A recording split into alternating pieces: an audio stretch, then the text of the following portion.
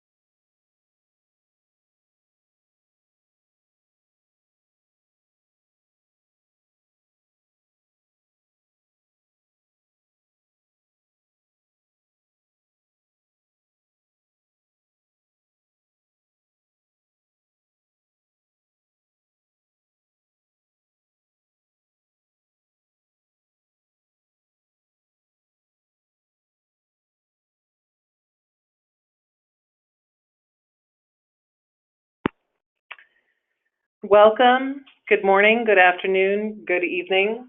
This is the Schneider Electric webinar, Living with Finite Resources, Strategies for Sustainable Resource Utilization.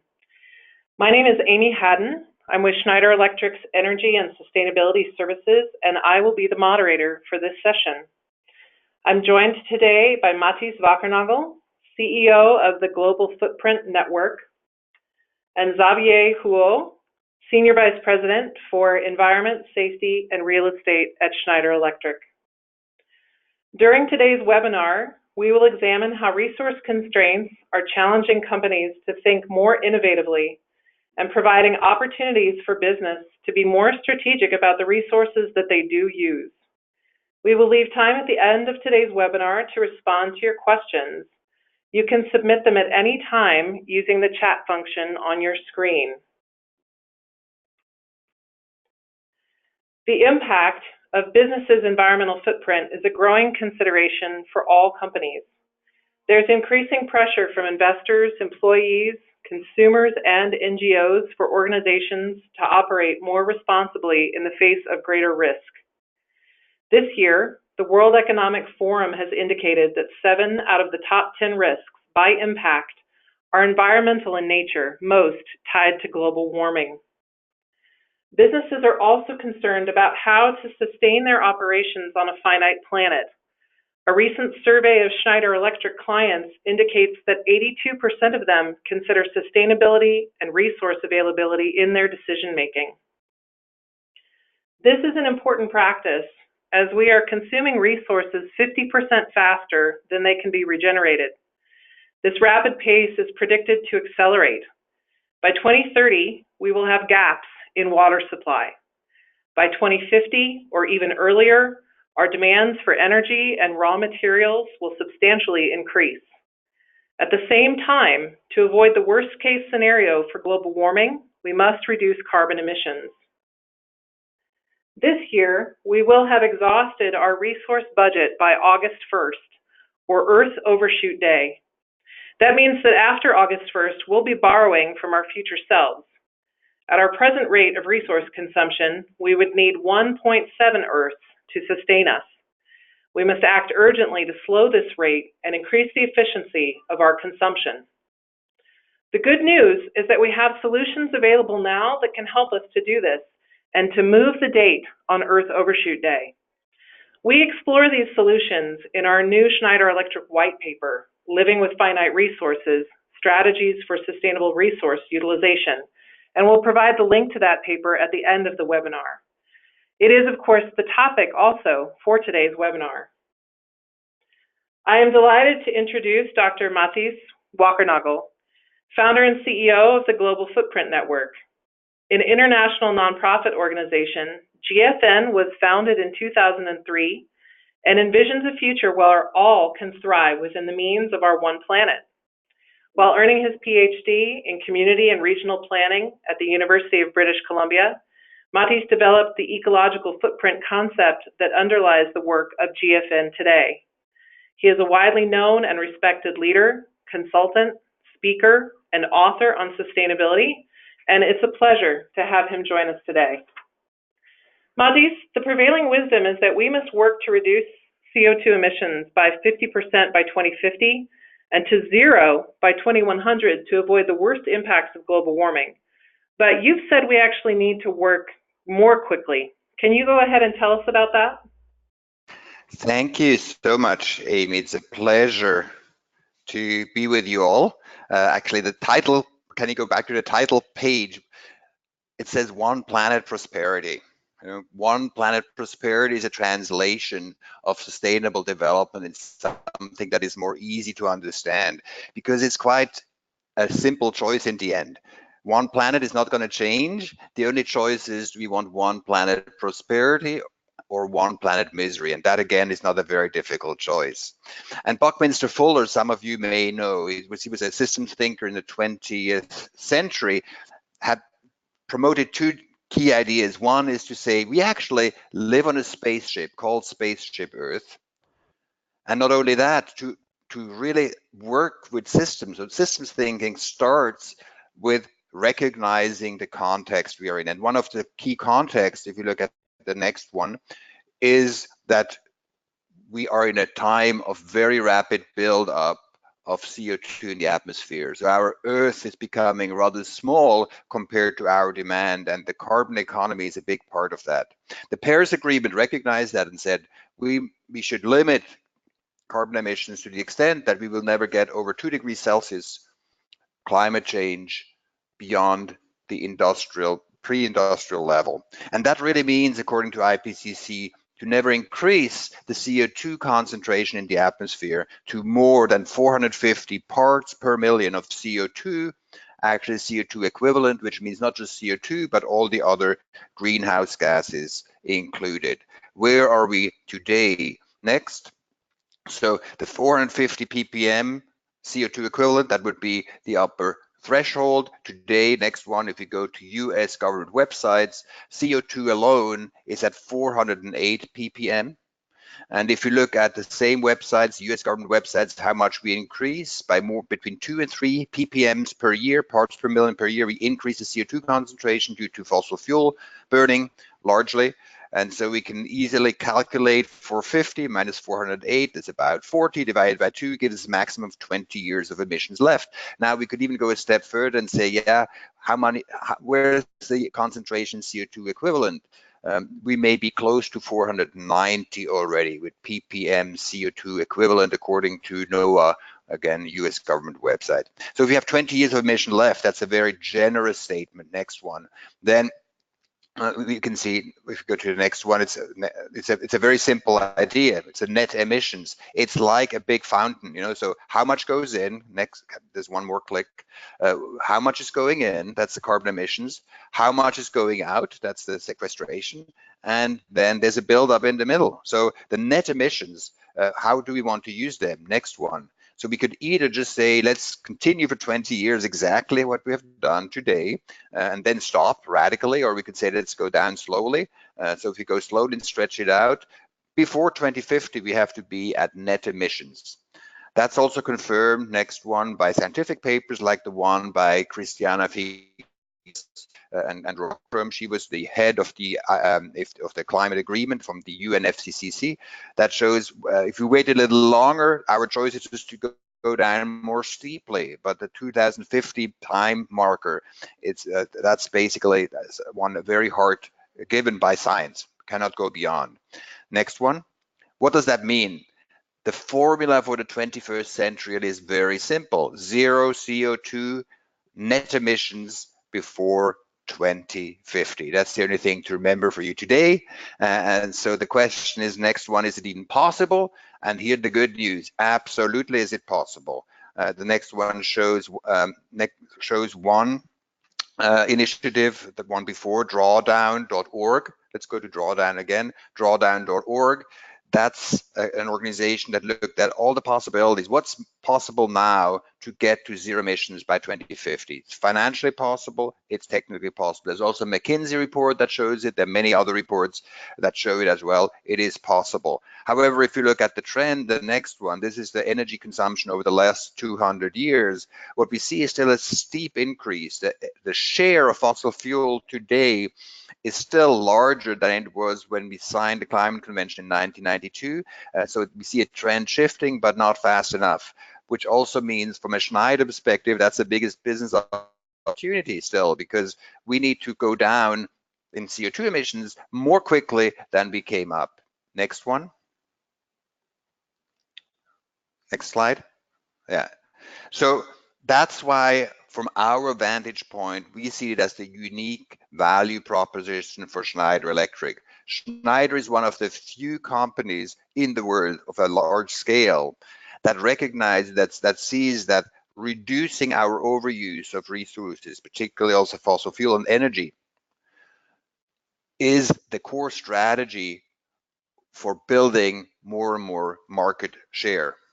So companies that actually recognize that aligning with moving out of ecological overshoot, with moving out of overusing resources is part of their business strategy will find themselves with a growing market. And those who don't, they will face a shriveling market. So on average, they will not do as well. Next one. Next slide. It's still. So that summarizes, so carbon is a very large part of human demand on the biosphere, but if we actually look at all the competing demands for what Earth can renew, we at Global Footprint Network come to the conclusion, that's a conservative estimate based on UN datasets, that our demand now exceeds what Earth can renew by over 70%. So we're using from Earth, like food, fiber, CO2 sequestration, etc., everything that competes for the renewability of the planet 70% faster than it renews. And you can translate that in a date. That means between January 1st and August 1st this year, we have demanded as much from the planet as the ecosystems of this planet can renew in the entire year. That's why we call it Earth Overshoot Day. If you go to overshootday.org, you will find out more. You may already have seen some news stories come out, and on August 1st, we'll even have a big ad on Times Square, and we're working with Schneider Electric also a number of ways how to make that more interesting. And the most interesting part is not Earth Overshoot Day itself, but what we call Move the Date. That actually, if we move the date just 5 days into the future every year, we would be back to less than one planet before 2050. And that's quite possible, and Xavier will talk about that more, because we did some work with some Schneider Electric engineers to calculate what's actually possible in the domain Schneider Electric works. Next one. You can also, if you have the interest, you can also go to footprintcalculator.org and calculate your own overshoot day. That means if everybody lived like you, how many planets would it take, or vice versa? How early would Earth Overshoot Day be? That's just a way to kind of link it back, and then you will see the solution piece. There we look at 4 key solutions. The 4 key solutions I will not go into. You take the calculator yourself, but one of them is how we build our cities. Another one is how we power ourselves, and there we also provide quite a few examples that we have developed with Schneider Electric to show what's possible already today and economically feasible without losing comfort in our homes to reduce our overshoot. Next one. With this, I would like to conclude and say, overall resource security, I think, is underrepresented in our overall risk awareness. I mean, the World Economic Forum does point that out, but in terms of aligning our business models, we haven't done that yet. We are proud to be partners with Schneider Electric because it's one of the companies that has actually at the core of its business model a way to align itself with saying we need to move out of overshoot, and that's where we provide our products and services. And I think that's an exciting opportunity to also then engage society and say, we can provide solutions. Yes, it's an issue. It's like when you spend more money than you earn. You can do that for some time. It's not a good strategy in the long run. The same thing is true for resources, and solutions exist to turn this around. And that's, I think, the exciting opportunity that we face here with Schneider Electric. And if you have more questions, I put up my email. Don't hesitate to contact me. And please keep your eyes open for August 1st. There will be a lot of media interest building up. Thank you so much, Amy. Thank you so much, Matthias. I have a follow-up question, which is, you mentioned Project Drawdown, which I'm intimately familiar with, and I wonder if you could just share with the audience what are some of the, maybe the top 2 strategies that you feel businesses could undertake right away to start to move their own dates? Drawdown.org is an interesting example because they look at what are the top 100 things that could be done. And what they recognize is we need to do everything. If we do everything, it needs everybody, it needs everything. And it's a little bit, I was just kayaking the other day up a river, and that's perhaps a good metaphor, because if you kayak slowly, you stay in the same place. If you kayak a little bit faster, you go up the river. And if you just go a little bit faster, you go up the river much, much faster. So every incremental step that we do over proportionally accelerates our pathway to solutions. So I think that's the good news too. It's not just what we do, but doing actually more accelerates our ability to solve the problem. Now, what Schneider has done I think what is most critical, and not all companies have thought about, is to think about their business strategies, not just a Sunday school activity, but to say, to what extent is our business strategy aligned with the pathway we need to go? Because if it is so, our market will open up. I think that's probably the most significant question to ask ourselves. How aligned is your business strategy with the trajectory that we can expect we need to go on to? Great, thank you. And that's an excellent segue to Xavier. So let me please introduce Xavier Huel. He's the Senior Vice President for Environment, Safety, and Real Estate at Schneider. For the past 13 years, he's focused his work on leading change in manufacturing, trade, and consumption patterns towards more responsibility and greater planet, climate, and life compatibility. Xavier, at Schneider, we see the need to reduce resource consumption and achieve carbon neutrality as a business opportunity. Can you tell us more about this view and the strategies that we're using to achieve this for ourselves and for our customers? Thank you, Amy, and thanks for the prompt.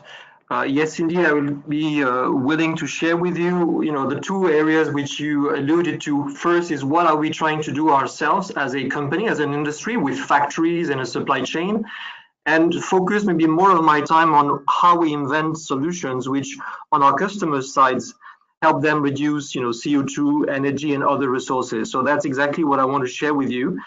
What I would like to say is I will be sharing a light on a journey which is ours. We are going to disclose today what are the kind of work we've been doing with the Global Footprint Network, how much we see our technologies add to the solutions which we are to address collectively. I want to be humble at the same time. I want to ensure whatever I share today is placed in confidence in this circle. So please come to us with questions. We have time at the end to challenge the process which we are engaged into. Ensure don't hesitate and don't shy away from asking any question you may have in your minds. So first, I'm very proud to be speaking next to and after Matthias Wackernagel. I've been, maybe like some of you on the call today, a follower of his works for more than 20 years. And Matthias, not because of you on the stage today, I think has been inspiring many of us in trying to simplify discussions around resource sustainability and the environment, and bringing down to a simple question. Is it what I'm doing, what we're doing as a company, compatible with one planet, with a climate of 2 degrees or not? And it bogs down to the simplest questions, the toughest to answer. So we see a lot of value in people like Matthias, who bring simplicity in the discussion and help us make improvements in many different ways. The Other thing I want to mention is at Schneider Electric, we are trying to move from an incremental year-on-year, monitoring of our progress and our improvements to looking at ourselves and our customers from the end results we want to achieve. And that's also why we see a lot of value in looking at ourselves to the move the date of over 3-day lens, to the carbon compatibility or climate compatibility, which we realize is the biggest and the best question to ask oneself, to see whether we are part of the solution or the problem, and to see whether what we sell is part of the solution or part of the problem.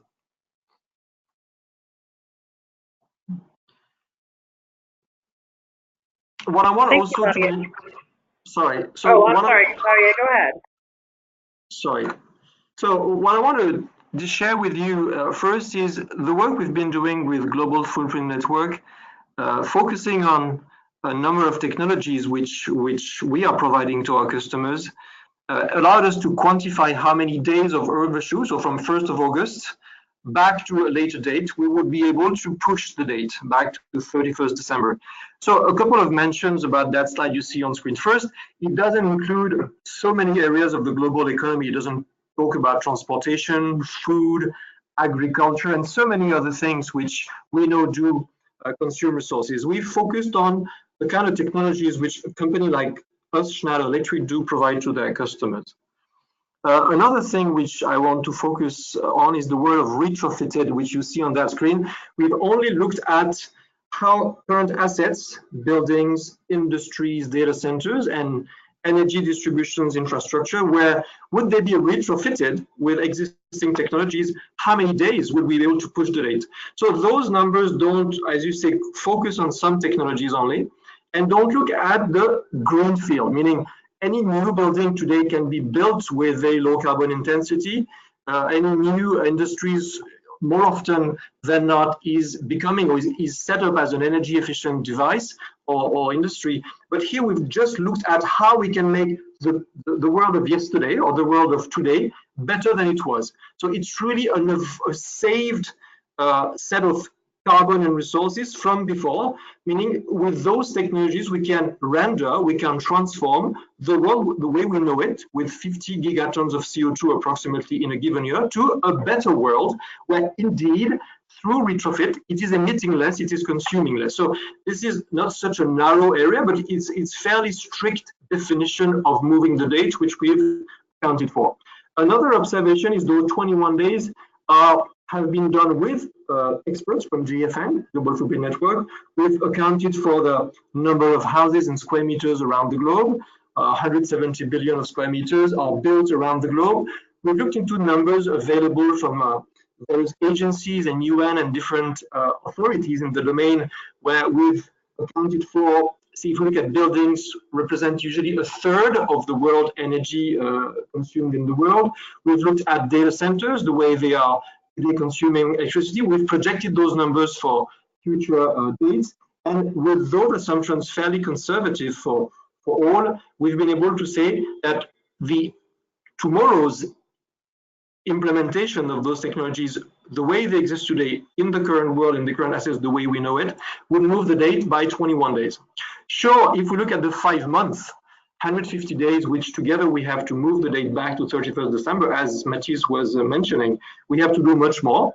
As we said also, it's much more than technologies eventually. It's going to go back to the processes, the circularity in which we work, the way we consume, the way governments make decisions, the way companies make decisions. But that 21-day calculations was made on a fairly exhaustive and conservative manner with those experts. What I want to do now, Amy, if you allow me, is to go back to the strategy of Schneider, the way you wanted me to introduce it.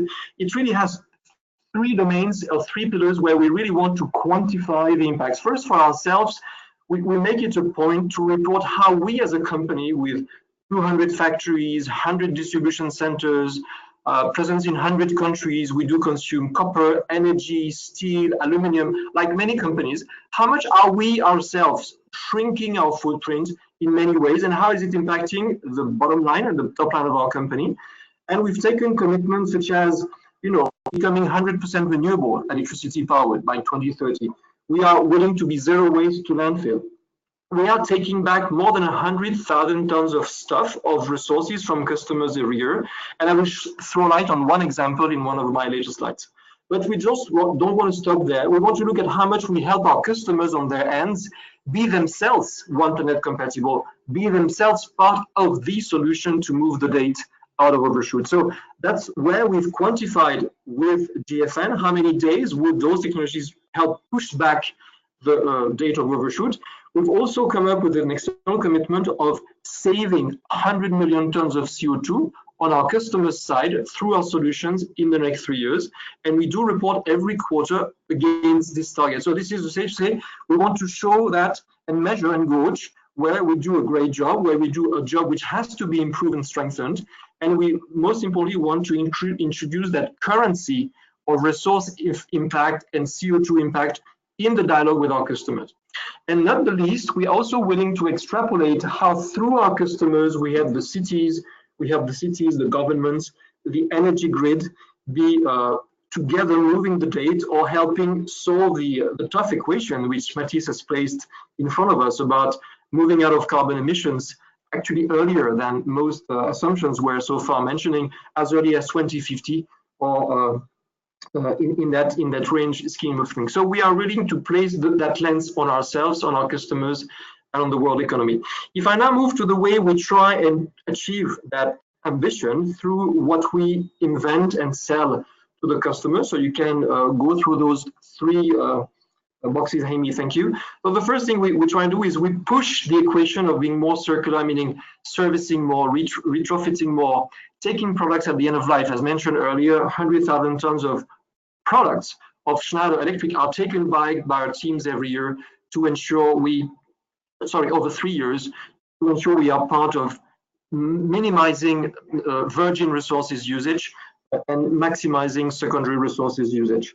We are also, on the second item here on the screen, we are providing information to our customers, which is available on an app. All of you can download it. It's My Schneider app. You can QR code any Schneider product. You can even enter its reference number.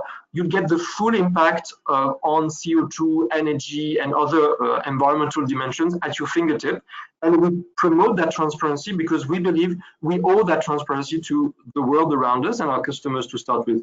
And the last was really something I mentioned earlier, which is to quantify the gains of our speed drive, our UPS systems, our data center solutions, what we call EcoStructure, which is the architecture under which we support data centers, industries, buildings, or factories. So this is really the way we want to quantify the eventual benefits and not so much talk about our own incremental gain year after the other.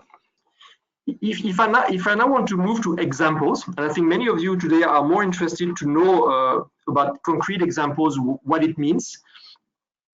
Because theory, I think many of us and many of you on the call are very familiar with the need to change and the fact that some solutions exist.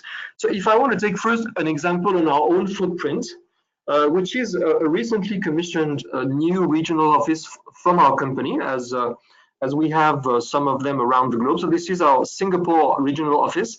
What I want to share today is it's a fully retrofitted building. So first, this building has been in operations for 20 years. So as I said earlier, it's about making the current assets better. As we know today in OECD world, more than 50% of the buildings which would be there in 2050 are already built. So if we want to change as fast as Mathis said earlier, we need to retrofit and modernize and transform what exists, in addition to building better assets, of course. So this is an example of a retrofit. We are fairly proud of that retrofit. Let me walk you through the kind of metrics we have been gathering so far. So first, through moving to this office, we also reinvented the way we work. We've implemented a new workplace policy which favors collaboration, which makes people bounce into each other more easily. And we move from different sites to one site. So it's non-technological, but I want to ensure it's also discussed today because not only technology is the solution, technology is a part of the solution. So we brought people together, more collaboration, and eventually it's also less square meters per head in a more engaging environment. Second, we implemented and we equipped that buildings, as you can imagine, with Schneider solution, EcoStructure, from the bottom to the roof, as you can imagine, according to the expected paybacks which we are getting from that building. You see the numbers, they are measured, they are audited, they are genuine, and we report against them quarterly. So we have reduced significantly energy consumptions from AC, chilling, lighting, and equipment which consume energy. We've committed to be 100% renewable. As I told you, this building is already 100% solar power during daytime, and the 45% you see is because during nighttime or for some of the days we need to get some non-solar energy, but this site becomes extremely low carbon as we talk, and we are getting close to 100% to get some other sources and store energy during the day, which can be then used when it's dark in this building. So we see how much that kind of transformation, which any company can do, help them reduce costs, but also push the date of overshoot and remove CO2 from the atmosphere.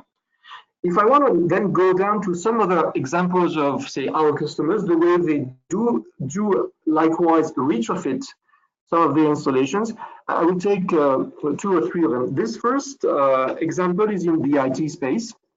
As you know, the IT sector and the web giants are the fastest growing sector in terms of energy consumption, energy intensity. So the years to come, we'll see more and more of the global energy and CO2 emissions through that sector. And this is an example of a fantastic data center, which is zero carbon, which enjoys unique locations where they can enjoy natural resources available to them, which they can capture with technology about cold water, 8 degrees throughout the year. They can say now that this data center cooling system, as you know, it's most of the energy for a data center goes through cooling systems because of the server, releasing heat throughout the day. 100% renewable. PUE, power usage effectiveness, is the ratio between the power in and the power out, to make it simple. So it's highly efficient technologies with limited losses, very renewable and low carbon emissions, which really shrink the per byte or gigabyte emission of carbon compared to the average in that country or the other. So it's really a way to move the date and to make the existing infrastructure much more compatible with one planet. Another example I want to take is another retrofit again. It's a entertainment and services building, which is a very famous museum in the US, which receives many visitors every year. So they have different challenges to address, from conserving the pieces of art and the works which are hosted in that museum, at the same time saving energy, carbon, and money. And as you saw, they ticked all the boxes through that transformation. Through the retrofit they did, they saved the amounts you see on screen. The energy was halved over 4 years. So after 4 years, they were able to get almost halving the consumption they had like 4 years before. So they had a steep decrease year after the other, which makes so many tons of CO2 and so many kilowatt hour not consumed, not produced, and therefore helping move the date back to 31st December. Maybe I would like to take another example before I move the floor back to Amy, which is, or maybe this is yours, Amy, after this one, sorry. So that was it. Maybe a word of conclusion for me. You'll cover this one. So before I move to you, Amy, and before we take time for Q&A, what I was trying to share with the audience today, we are willing and we have decided to onboard into a partnership with GFN because they help us bring simplicity in our metrics. They help us look at ourselves and our solution on our customer side through the end game, which is to be compatible with Blind Planet. We found that that lens quite relevant because it really helps give all the more weight to showing that a technology is not only adding incremental gains, but it's really part of making a business resilient to future-proof a customer's infrastructure, factory, a data center.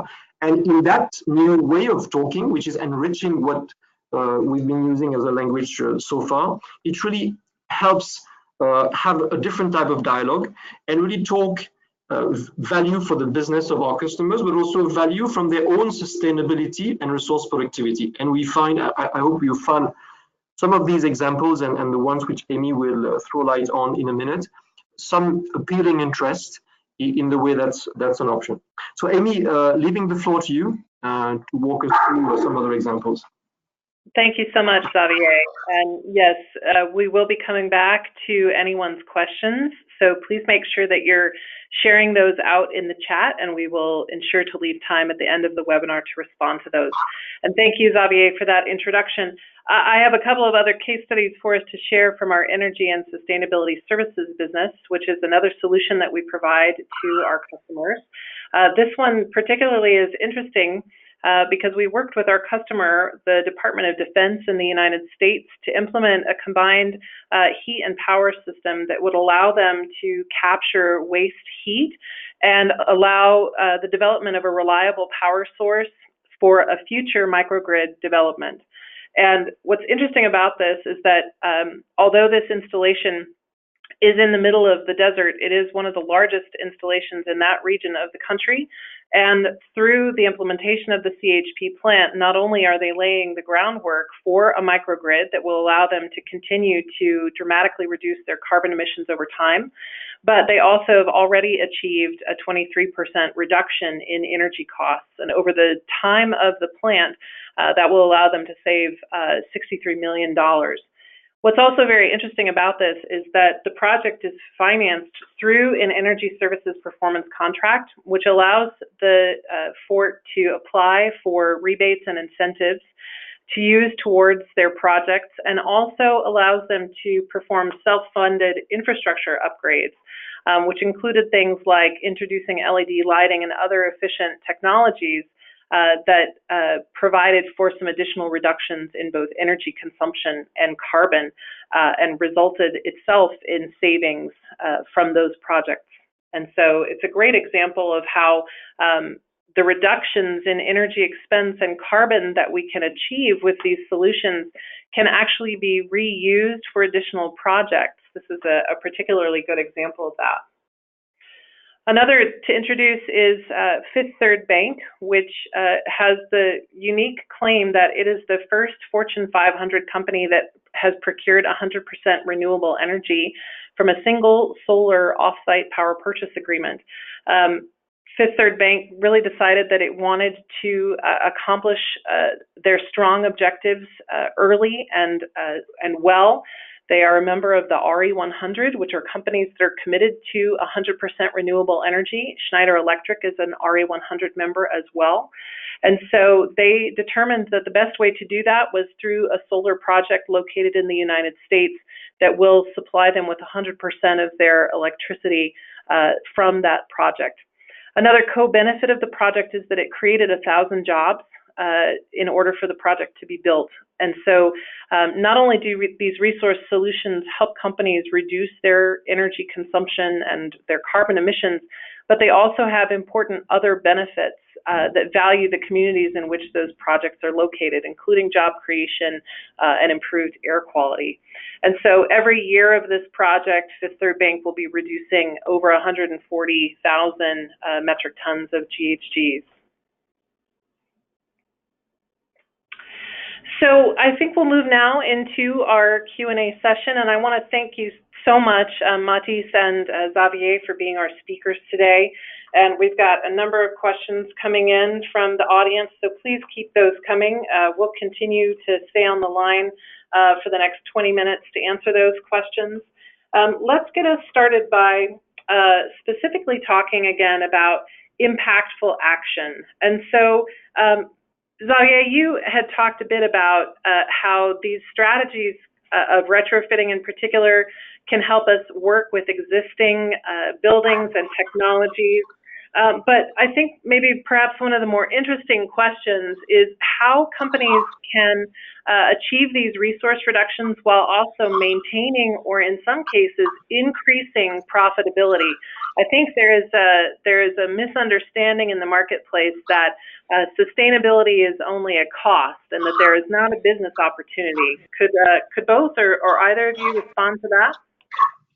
Sure. So that's a very good question. Obviously, all those ambitions of decoupling from resource and carbon intensity should not go against or have to be considered in the context of what companies have to deliver, which is sustainable businesses and profitable growth. So obviously, that has to be considered in that context. So when it's about retrofitting an existing power distribution in a factory or electrical distribution in a factory, we always have we most often have two different options for customers. Either we completely revamp the system or replace the system rather, which is to bring completely a new system, or in some cases it's very much an option to retrofit the active components, to upgrade them, to enhance them.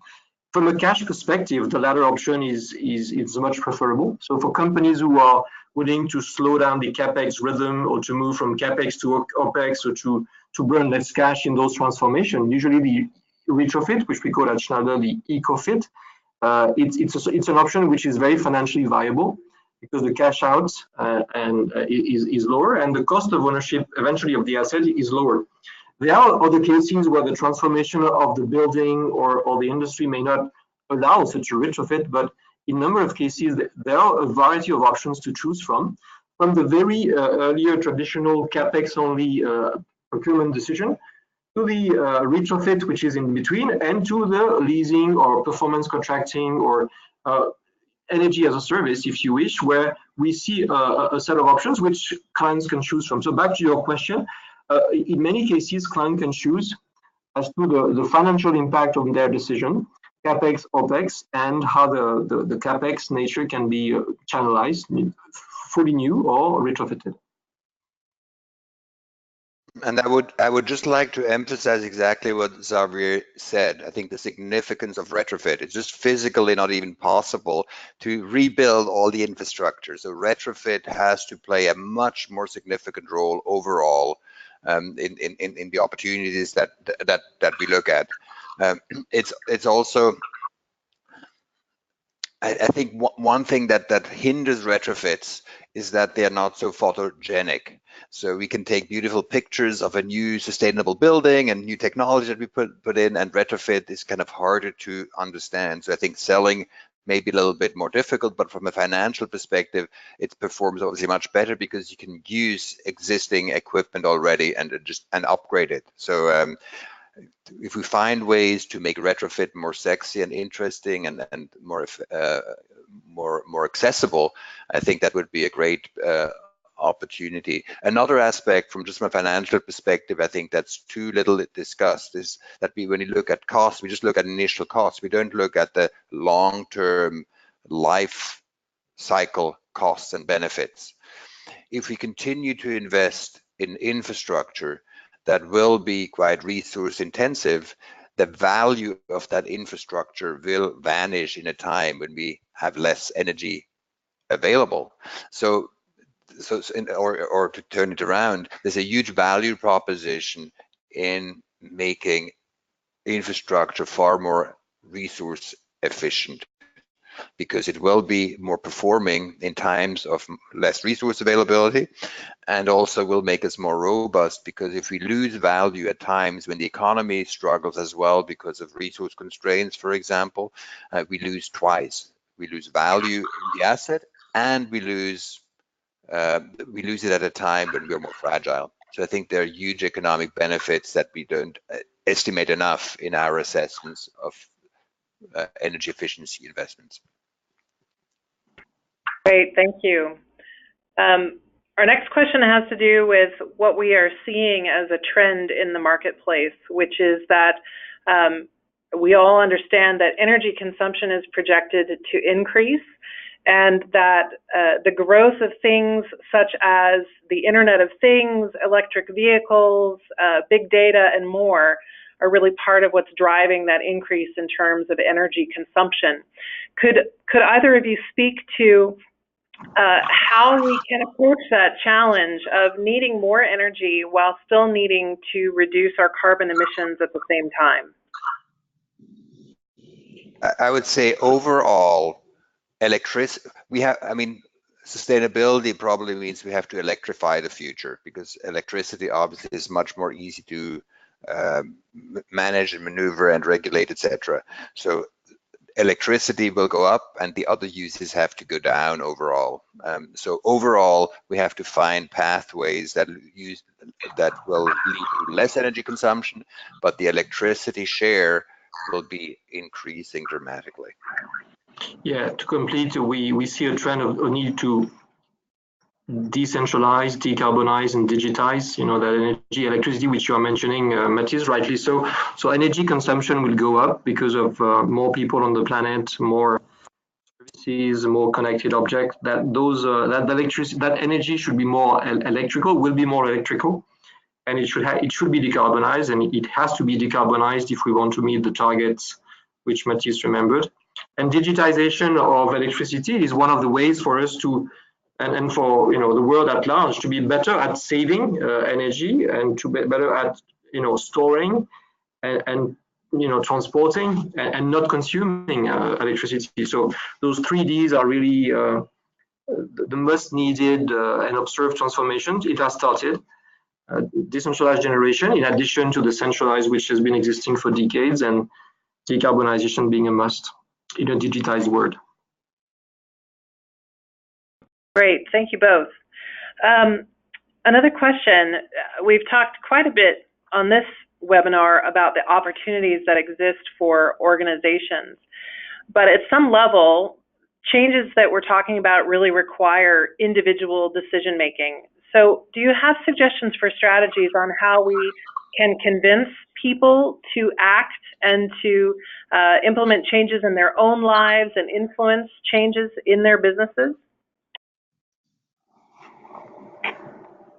Maybe I start, Mathis, and then anyway, you are so much connected with the civil society at large. I guess you have plenty of examples and ideas to share. So what I want to mention is, if we have 2 minutes, for sure those changes involve the corporations like Schneider Electric and the people on the call. Governments, of course, any one of us, we each of us have much to say and much to play in the way we transport ourselves, we consume, we eat, and that's certainly a given. And when we work in a corporation, in a government, wherever we operate, we can certainly influence the adoption of these more circular models, those decarbonized models, in the way we put them into perspective. And as Matthias was alluding to, show the total cost of ownership and the end-to-end value add of those solutions. So yes, indeed, Amy, individuals have the biggest role to play, actually, as citizens and consumers. And when in corporations, they can really make those decisions better. In corporations, what we see, we try and invite innovations from every part of our organizations, our suppliers, our distribution partners. They have so much of ideas on how to be smarter in using less, are smarter in repairing, prolonging the life of products, being more circular. So there's so much to learn, and a word on which I skipped in one of my slides was collaboration. So yes, indeed, changing one's attitudes and behaviors, yes, and also collaborating more in finding with NGOs like Global Footprint Network in new ways of operating, of servicing, of sharing, of prolonging the life of products, as I've tried to touch upon some examples earlier. Yes, indeed, there's much to change, and that's the softer part of the transformations, which comes in addition to the technological part on which we focused our discussion so far. Mathis, I'm sure you have plenty of more examples to share. Thank you very much. I mean, many of you may probably have recognized already in your own lives that people are not that incredibly rational overall. So it's not the rational argument in the end that convinces them. It's more that they feel awe for something, they fall in love with something, and then we rationalize what we do. So I think from a communications perspective or in our sales, I mean, that's probably the suggestion I give most often. More psychological suggestion is, if we can cut out or avoid saying the words should or must, but rather talking about what we want. So you ask your client not, oh, we should do this or one should do that, but they say, what do you want to see? So if people are in love with what they want and say, I want to live in a city that is electrically powered with solar power, or I want to have a company that is just renewably powered. That unleashes kind of a perspective and a vision and a will that is much stronger than showing all kind of the financial benefits. Once they want it and then they see that the financial benefits are also in their favor, then things start to accelerate. But I think the emotional aspect has to be there first, to recognize that that's what they want, not what they should do. Great, thank you. And to piggyback on that question, obviously individuals and businesses can take action, but there are other stakeholders at play here, including policymakers and investors. Can you speak to how investors and policymakers are viewing these issues and any action that you've seen on the part of those groups to help advance the cause of resource utilization and sustainability? I mean, there's no such thing as investors or policymakers. It's a very varied group of people. They have all very different perspectives. So you have some of them who believe that resource issues are a non-issue, and others, they very much recognize how important it is to kind of transform. You see that, I mean, I live now in the United States. I'm from Switzerland originally. There's a great span of policy makers' opinions. There is, for example, in California, there's going to come up the climate summit in California, where there's very strong effort at the sub-national level to very aggressively move towards decarbonization. So I think it's, I mean, people in our people, can we make an argument that speaks to their values and to their views, and help them recognize that a world that is resource secure is much safer and is economically much more beneficial. That's ultimately the same for any sector. It's not specific to particular policymakers or business people or investors. And we see a strong, particularly in the investment community, I think in France. France took the lead after Paris to ask investors to be clear about the carbon implications of their investments, and that it has spurred a lot of conversations. If you look at the finance world the last 2 years, the conversations about climate implications of investments have multiplied dramatically. Still not at the level that I would like to see, but we see a strong shift there. If I can add to what Mathis shared, I will share on what we see from Schneider Electric side to rebound on your point on the investors.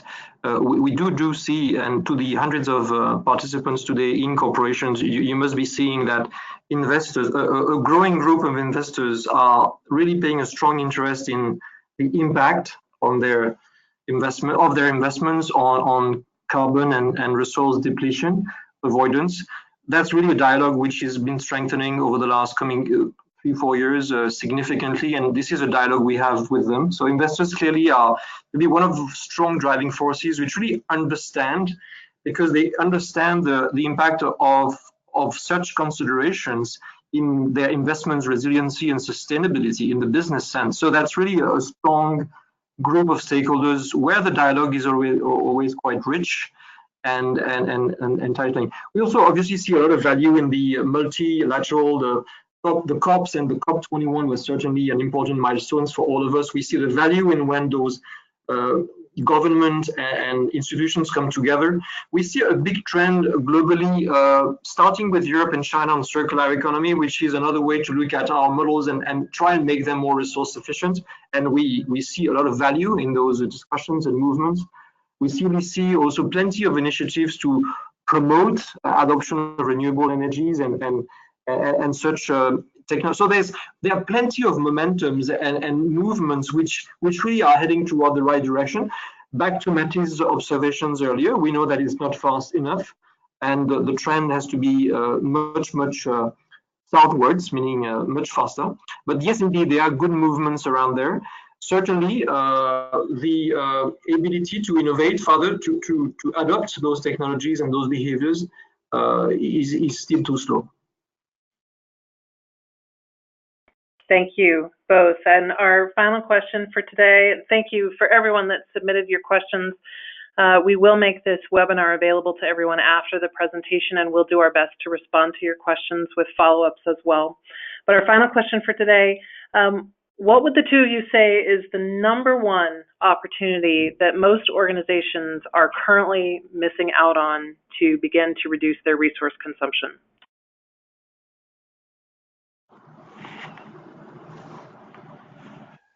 I guess there's not a #1. I mean, it's a bit of everything, but I think there's a big schism between those who recognize resource security as a significant aspect of long-term performance and those who don't see it as much. So I think the ideological barriers are probably largest, but I think that's why it's so important to think much more carefully from a perspective of life cycle costing, not just return on investment or payback times. It's kind of a shorter view, but really looking at the entire life cycle perspective to understand to what extent these investments not only save money now, but also produce higher values of the assets in the long run. So it's not just the savings in the short run, it's also the increase of the value of our assets that are much more energy efficient as compared to those assets who are not.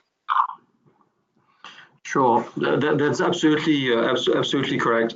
What I may want to add is maybe what helped us in the journey, Amy, to sensitize and to drive our company toward that set of efforts is to quantify everything. And quantification of how much resources go into our products, our factories, how much goes out, how much our customers are benefiting, what are the externalities. We've gone into a very systematic, transparent, humble quantification of everything, which really allowed us to understand where are the big pockets, where are the big stakes, what is at risk, and brought the topic in front of finance people, marketing people, customers. And maybe that's the one thing which is helping us today. As I said, we are on a journey, and which could possibly help people on the call if they want to onboard such transformations themselves. So quantification of everything is something which helps us, and monetizing and seeing through scenarios how we could transform this transportation leg, this innovation process, that retrofit system, to see the impact on the P&L, on the CapEx, on the OpEx, together with the tons of stuff, the tons of CO2, which goes along with it. So that was my one idea, Amy. Back to you. Thank you. Thank you, Xavier. And I just want to come back to something that I heard really both of you say at various points during your presentations today, which is that making incremental progress has not served us necessarily. And we see this happening, I think, in the marketplace with many companies joining the RE100, many cities joining similar commitments, many companies setting science-based target goals to reduce their CO2 more dramatically. And perhaps the final thing that I would leave everyone with is the sense of urgency that we need to really work quickly and at larger scale if we're to move that date back. And we hope that we've given you some ideas for strategies about how you can do that within your own organizations. So thank you very much to our presenters, Mathis and Xavier, and thank you very much to everyone for joining us today, and we look forward to connecting with you soon. Thank you. Thank you, it's been a pleasure. Thank you very much.